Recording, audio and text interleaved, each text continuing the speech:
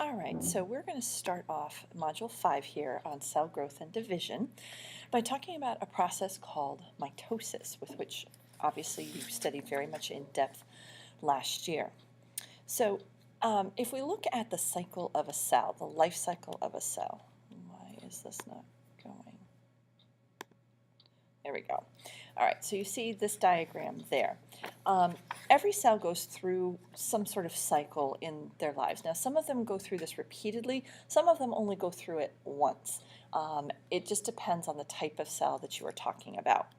So the first phase we're going to talk about is the G1 phase. And we'll look at kind of what happens during that a little bit more in depth. After the G1 phase comes the S phase, and then the G2 phase. Once the cell moves out of the G2 phase, now the cell can actually remain in the G2 phase forever, quite honestly. It can move into mitosis, excuse me, which is sometimes called the M phase. And then after mitosis, the cell has to split, and that's what cytokinesis is. Now, the one thing I don't have on here is that this combination of the G1 phase, the S phase, and the G2 phase also has a name. And that is typically referred to as, let me see if I can get it up on the screen here for you. This is typically called interphase. So you definitely want to add that. That whole arrow represents interphase. So let's go through the different phases to see exactly what is going on during these different phases, and then we'll actually look very much in depth at the process of mitosis, or the M phase. All right, so the G1 phase is a period of intense biochemical activity, excuse me, where the cell doubles in size. The number of organelles also double, and once the cell reaches the end of G1, its growth stops. Now, at this point, it can just hang out here forever. It can stay and just not move on into S ever at all, and we do have cells that do that. But if we create certain substances, it will either push it into the S phase or it will prevent it from going into the S phase. So this is very dependent on what genes we have switched on and switched off in a particular cell. Now, with the S phase, in the S phase we get DNA replication taking place. The cell commits to mitosis after the DNA is copied. So once the DNA is copied, it has to undergo division. And if you haven't figured this out by now, there's nothing really to fill in your notes, but what you can do is you can actually put some of these different things on that front page right around the cell cycle. All right, the G2 phase. This is where we prepare for mitosis. So we're actually kind of creating some of the final structures that we need in order for mitosis to happen. Because once we have duplicated the DNA, we have to go through mitosis. We can't sit out and just leave us with this extra copy of the DNA. Now, interphase, so these three phases taken together are called interphase. This is what we call the resting phase. And during this phase, the DNA kind of looks grainy, almost like grains of sand, or even thread-like, like a bunch of thread that's kind of in a ball in the nucleus, and it's called chromatin at this point. The actual coiled-up chromosomes are not yet visible. Now, mitosis is where we actually divide our nuclear material, and this is where the chromosomes become visible. There are 4 phases to mitosis: prophase, metaphase, anaphase, and telophase. And we will kind of detail that a little bit, and you guys will actually work with hands-on activity with that here today. After mitosis, now we've got 2 separate nuclei, so we have to split the cell, and that's what cytokinesis is. It literally means cell splitting. And what it does is divides all of the rest of the cell material except for the nucleus. So with the end of this process, one cell actually becomes two separate cells that are exact copies of each other. All right, so what we want to do is you want to switch over into your handout packet, and you've got the one here with the cell cycle. Cell growth and division occur in a regular cycle. This cycle is divided into four phases, G1, S, G2, and M. The diagram shows the cycle along with the events that occur in each phase. So you are going to need four colored pencils, blue, red, yellow, and orange. So if you have not gotten those yet at this time, go ahead and pause the video and go get those. All right, welcome back. All right, so we're following the prompts below. Color the phase in which most cell growth occurs blue. So we would want to color the G1 phase blue because that is where cell growth, most of it happens. Color the phase in which DNA replication occurs red. That would be our S phase. Color the phase in which preparation for mitosis occurs yellow. That's going to be your G2 phase. And color the phase in which mitosis and cytokinesis happens orange. And that's going to be our M phase. Now on our diagram we divided up the M phase into mitosis and cytokinesis because one is division of nuclear material and one is the division of the rest of the cell materials. Okay. All right, so let's answer the questions at the bottom. Which three phases make up interphase? That would be G1, S, and G2. Many organelles molecules needed for cell divisions are formed after DNA replication but before mitosis. In which phase are they formed? That is the G2 phase. So what we're going to do now is we're actually going to move to the next handout. And are we? Yes. Actually, no. Sorry. We will take a look in a couple minutes here at the phases of mitosis and cytokinesis before you actually go through your little activity. All right. So now that we know kind of the process, the question becomes, why do cells exactly divide? They divide because there are limits to the level of cell growth. As the cells get bigger, there's a lot of demands placed on the DNA, and the DNA can actually get overloaded. In other words, the DNA, in order to make proteins in the cell, it has to unwind. And if it's unwinding too much of itself or it's unwinding all the time, it doesn't like that very much. It also becomes a problem with material exchange. It's hard to get enough nutrients into the cell and the waste out of the cell as the cell gets bigger. And there's actually a video clip that you guys are watching that has to deal with cell size that actually illustrates this. So the idea is that before the cell gets too big, it will divide. So this process of creating two daughter cells is what we refer to as mitosis. And what you have to keep in mind that each daughter cell is an exact copy of the original cell, it's just smaller. So before this can happen though, we have to have some things happen. The first one is that the chromosomes, in other words, the DNA, have to replicate. In other words, they have to make a copy of themselves. And what this does is it allows each daughter cell, each cell that is produced, to receive one complete set of instructions. Now the chromosomes themselves, like I said, are made up of DNA, but they are not visible in cell division, until cell division. Until then, they look like that grainy thread-like chromatin that we talked about before. So what do they look like?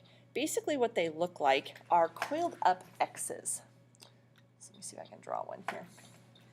So we have this tightly coiled DNA, and we have two halves of it. Each half is identical, so they're the left side and the right side actually have the exact same genes and the exact same DNA.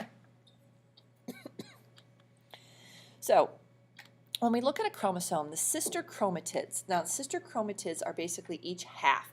So each X has two sister chromatids. They are identical to each other, like I just said. And in the center, they are held together by something called a centromere. So here's an actual magnification of a chromosome, and we've got the two sister chromatids. Now, it's labeled down at the one end, but remember, each side is a chromatid. And then in the very, very center there is the centromere that holds the two of them together. Now, sometimes things go wrong with mitosis and we end up with uncontrolled cell growth. That is what we refer to as cancer. In cancer, cells lose the ability to control their cell growth and division. And what happens is we get tumors, in other words, masses of cells that form and they don't function properly. And what they can do is they can actually crowd out or hog the resources for the healthy cells, which cause them to die, which is why cancer is such a problem. So, why do we have mitosis? Well, there's a couple of reasons. Number one is asexual reproduction. So this is a form of reproduction for single-celled organisms like bacteria or even yeast. Another example would be things like the amoeba or the paramecium. And what you have to realize is with asexual reproduction, the offspring are identical. Sometimes not always in size, but definitely genetically, they are identical. In multicellular organisms, though, mitosis also has a purpose, specifically tissue repair. In addition to growth, we have more cells now than we did when we were born, but throughout our lifetimes we have certain tissues that do repair themselves, things like skin and bone. But what you have to remember is that some cells in humans never divide, like our neurons, our nerve cells. But we also have some that continuously divide, like our skin cells. But as we get older, one of the things that happens to us, the ability for us to replace tissue or repair it, actually goes down. So now let's go ahead and flip over to the mitosis worksheet in your handout packet.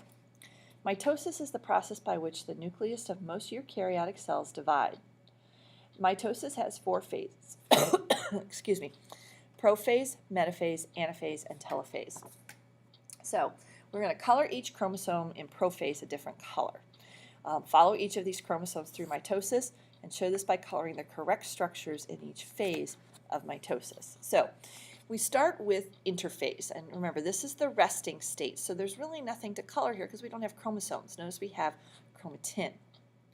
So once we enter prophase, in prophase we actually get the chromosomes visible. So we need to, you should still have your 4-color pencils. So we're going to take one of them and color it red, and color another one blue. You guys have yellow, and then we'll color another one orange. Okay. Then we move on to metaphase. Metaphase is easy to remember because I always think meta in the middle because the chromosomes line up at the very middle of the cell. So again, let's color them.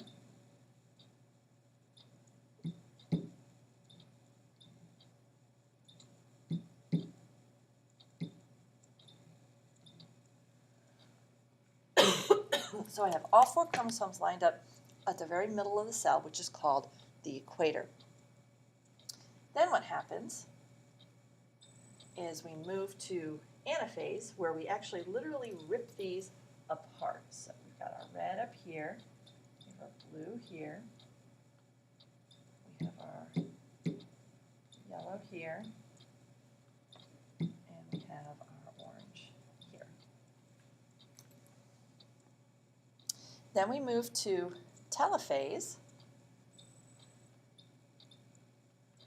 And as we can see, we've got the nucleus starting to reform, but we can still see our chromosomes.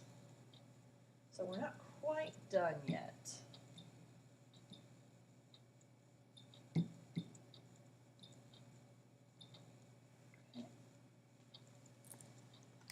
And then the last phase we move to is cytokinesis. And here there are no chromosomes to color because at this point it's gone back to looking, each cell has that thread-like chromatin. So we don't have any visible chromosomes at this point. All right, down at the bottom, let's read or let's answer those questions. In which phase do the chromosomes line up in the middle of the cell? That is metaphase. And in which process are the two daughter cells formed? That is cytokinesis. Now we're going to take a little bit closer look at cytokinesis. Cytokinesis in an animal cell, if you take your fingers and you make kind of an oval and you pinch them together to get two separate cells, that's kind of what happens in animal cells. Plant cells are a little bit different, okay? And that's what's shown on your cytokinesis page. Cytokinesis is the final step of cell division. During cytokinesis in plant cells, a cell plate forms between the two daughter cells. The diagram shows plant cytokinesis in process. So instead of just pinching in, plant cells actually form this thing called a cell plate. So what we are supposed to do is in this space, we're supposed to draw how the cells will look when cytokinesis is complete. So basically, we're going to have one cell here with its nucleus, and then the other cell here